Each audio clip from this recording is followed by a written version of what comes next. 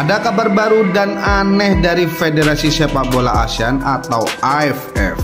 Kabar tersebut membuat saya pribadi sangat muak dan menjijikkan. Mari kita bahas. Ketua AFF ngambek dengan pilihan para pemain timnas Indonesia jika pada akhirnya skuad Garuda lebih memilih menjalani uji coba dengan timnas Rusia. Kabar ini mencuat berasal dari salah satu media Rusia yakni Sport Express. Wakil Perdana Menteri pertama Federasi Rusia yakni Denis Manturov mengumumkan rencana untuk mengadakan pertandingan persahabatan antara tim sepak bola Rusia dan timnas Indonesia. Meski kabar tersebut hanyalah rumor, tapi secara kebermanfaatan akan jauh lebih manfaat daripada bertanding dengan Manchester United walaupun mereka adalah klub raksasa Inggris. Jika itu benar-benar terjadi, maka hampir dipastikan membuat Ketua AFF murka. Alasannya adalah simpel sekali, karena Indonesia dianggap tidak serius ketika menjamu Manchester United di ASEAN. Mereka menganggap mendatangkan tim sekelas Manchester United adalah sesuatu yang sangat sulit. Tapi bagi para pemain Indonesia dan para pengurusnya malah seenaknya saja, seolah-olah tidak menghargai sama sekali. Sebelumnya timnas Indonesia memutuskan untuk tidak mengirimkan pemainnya ke laga eksibisi ASEAN All-Star melawan Manchester United. Tujuannya untuk fokus ke kualifikasi Piala Dunia 2026. Keputusan ini diambil karena padatnya jadwal dan laga penting melawan Cina pada awal Juni 2025. Sedangkan dari sisi tim pelatih timnas, Alex Pastor menanggapi dengan tegas bahwa mimpinya bersama Indonesia adalah tampil di Piala Dunia dan tak ingin terganggu oleh laga-laga yang tidak sejalan dengan tujuan tersebut. Ia meminta publik dan federasi regional memahami prioritas besar ini. Sedangkan tanggapan Ketua PSSI, Erick Thohir, mendukung penuh keputusan tersebut. Bahkan dia menegaskan Indonesia harus menjaga momentum dan konsistensi performa. Ia juga menilai uji coba lawan Rusia akan memberi dampak teknis yang lebih nyata ketimbang laga eksibisi melawan Manchester United. Selain daripada itu, JIJ sempat diusulkan sebagai kapten ASEAN All-Star.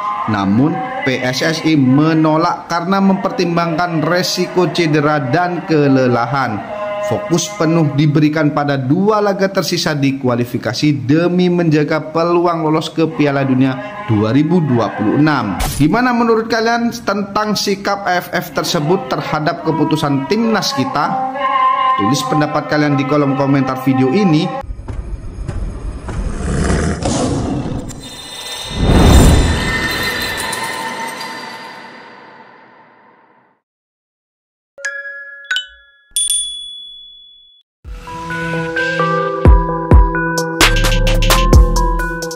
Dalam suasana rivalitas sepak bola Asia Tenggara yang semakin panas, seorang pengamat sepak bola ternama Malaysia, Azlan Karim, menyerukan agar masyarakat Malaysia berhenti membenci Indonesia dan mulai menjadikan negara tetangga tersebut sebagai contoh dalam membangun ekosistem sepak bola nasional.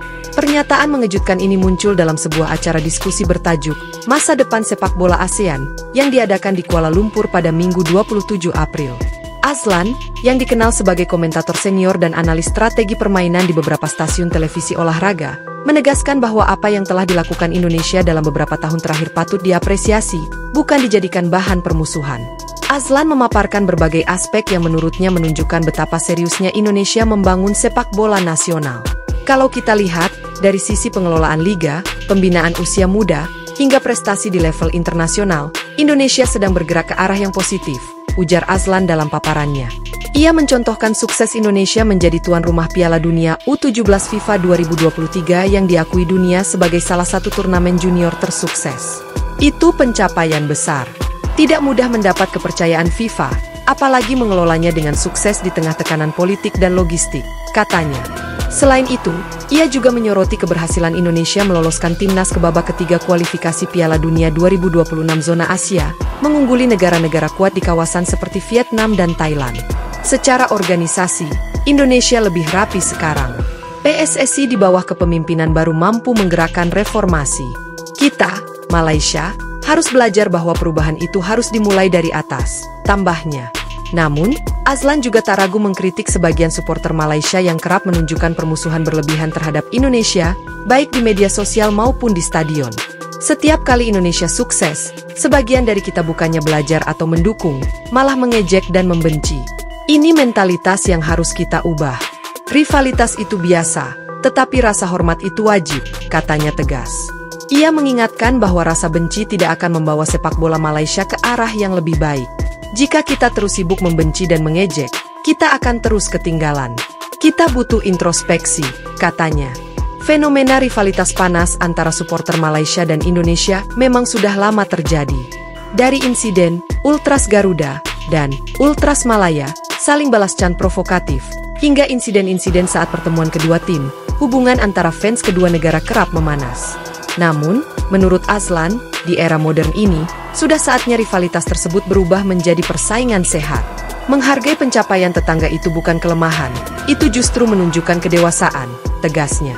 Azlan menyarankan agar federasi, klub, dan penggemar di Malaysia mulai mengambil pelajaran dari hal-hal yang Indonesia lakukan dengan benar. Indonesia berani merekrut pelatih kelas dunia. Mereka juga membuka pintu untuk pemain keturunan tanpa diskriminasi. Itu membuat tim nasional mereka lebih kuat, katanya. Dalam 1 dekade terakhir, PSSI membuka peluang naturalisasi pemain keturunan Indonesia yang bermain di Eropa.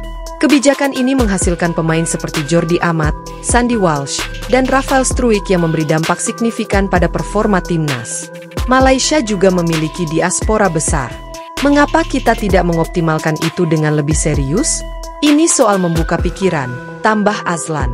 Selain itu, Azlan memuji langkah Indonesia dalam memperbaiki infrastruktur sepak bola. Ia menyoroti pembangunan stadion baru berstandar FIFA seperti Jakarta International Stadium, JIS, serta renovasi beberapa stadion tua untuk memenuhi standar internasional.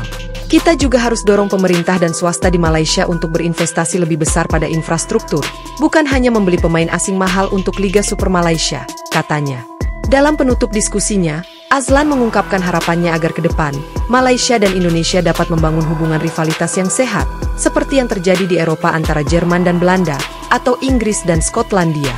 Bayangkan jika dua kekuatan sepak bola ASEAN ini bisa saling memotivasi dengan persaingan sehat. Dunia akan lebih menghormati kawasan kita, ujarnya penuh semangat. Ia juga berharap federasi kedua negara bisa lebih sering mengadakan pertemuan, pertandingan persahabatan, serta kolaborasi program pengembangan pemain muda. Persahabatan tidak mengurangi semangat kompetitif. Justru persahabatan itu memperkuat semangat berkompetisi secara positif, kata Azlan menutup pernyataannya. Pernyataan Azlan itu menuai berbagai reaksi dari masyarakat Malaysia. Di media sosial, sebagian besar netizen menyambut positif seruan tersebut. Namun ada pula yang mengkritik Azlan karena dianggap terlalu memuji Indonesia. Akun Twitter Farhan Football, misalnya, menulis, "Apa salahnya mengakui keunggulan tetangga? Kita harus bersikap dewasa. Kalau Indonesia bisa lebih baik, berarti kita juga bisa." Namun, ada juga komentar bernada sinis seperti dari akun Ultras Malaya 77 yang mengatakan, "Tak perlu sanjung Indonesia. Fokus perbaiki liga kita sendiri dulu." Di Indonesia, pernyataan Azlan banyak diapresiasi. Banyak netizen Indonesia yang mengungkapkan rasa hormat kepada Azlan karena berani berbicara objektif di tengah rivalitas yang seringkali emosional. Seorang netizen Indonesia, Garuda Pride, menulis, "Salut untuk Bang Azlan. Sepak bola harus mempersatukan, bukan memecah belah.